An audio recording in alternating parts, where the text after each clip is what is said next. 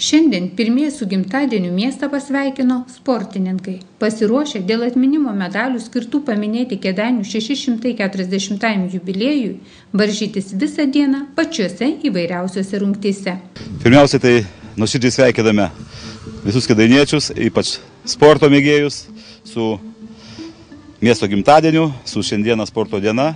Ir nuo ankstyvo ryto prasidėjo įvairūs sportiniai renginiai. Pirmieji startavo mūsų futbolininkai, 2000 metų gimimo berniukai. Jame turnyre dalyvauja 12 komandų, yra svečių iš Estijos, iš Latvijos. Toliau teniso aikštynuose žaidžia jaunieji tenisininkai.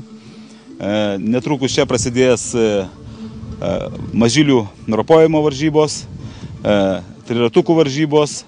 17 val. Sulauksime įvairaus amžiaus grupių bėgikų, kurie įveiks tradicinės distancijas 320 metrų, 640 ir pajėgiausi dalyviai, vyriausiai 6 km 400 metrų distanciją čia įveiks miesto parke.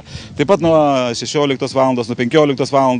Miesto saloje parko vyks sveikatos renginiai, kur bus galima pasitikrinti kūno masės indeksą, įvairūs jogos pratimai, treneriai mokins, kaip taisyklingai kvėpuoti, mankštintis, vyks riedučių gyvatukų varžybos.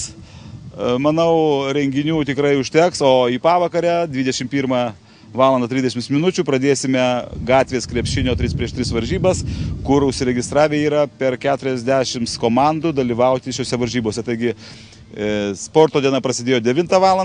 Ryto, o baigsis ko gero gerokai po vidurnakčio. Jaunieji futbolininkai miesto stadione varžėsi tarptautinėme 9x9 turnyre. Pirmiausia, tai labai malonu, kad į Kėdainių miesto gimtadienį yra įtraukta futbolo renginys. Tai mes kartu su miesto savivaldybė, Nevėžio futbolo klubas, pasistengė suorganizuoti tikrai tokį, kaip pavadinti, geografinę prasme platų futbolo turnyrą. Ir į šį turnyrą pakvietėm 12 futbolo komandų. Atstovauja 3 valstybių netgi šiame futbolo turnyre komandos. Tai iš Lietuvos yra, iš Estijos ir iš Latvijos komandos. Komandos suskirstytos į 2 pogrupius ir tarpusavėje draugiškoje atmosferoje varžosi dėl įsteigtų prizų. Kėdainiečiai planuoja, aišku, nugalėti? Na, žinot, kai būna sporte, planuot galima daug ką, aišku, nugalėti, ko gero, nori kiekvienas ir treneris, ir kiekvienas vaikas nori nugalėti žaidžiantis čia. O pažiūrėsim ant galo, kaip viskas gausis. Komandos tikrai pajėgios, yra iš Vilniaus, iš Klaipėdos, kaip minėjau, iš Estijos, iš Latvijos, gan pajėgios komandos, taip kad pasitikrinsim savo jėgas.